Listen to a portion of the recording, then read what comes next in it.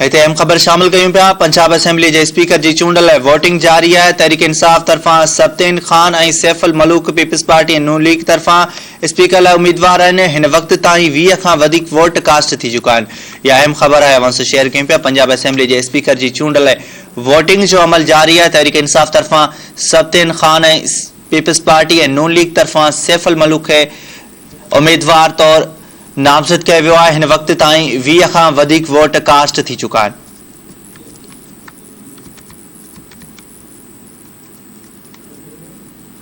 Punjab assembly जे speaker जी चूंड लाइ voting जो अमल जारी आहे।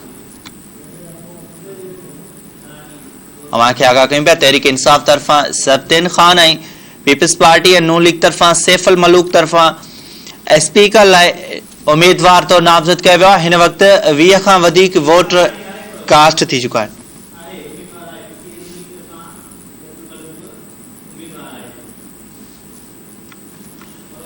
इहा अहम ख़बर आहे, अवां सां शेयर कयूं पिया। नाज़रीन, हिन वक़्त पंजाब असेंबली जी स्पीकर जी चूंड लाइ वोटिंग जो अमल हलंदड़ आहे। अवां खे आगाह कंदा हलूं पिया। तहरीक इंसाफ तरफ़ां सब्तिन खान ऐं पीपल्स पार्टी ऐं नवाज़ लीग तरफ़ां सैफुल मलूक स्पीकर लाइ उम्मीदवार आहिनि। हिन वक़्त ताईं 20 खां वधीक वोट कास्ट थी चुका आहिनि।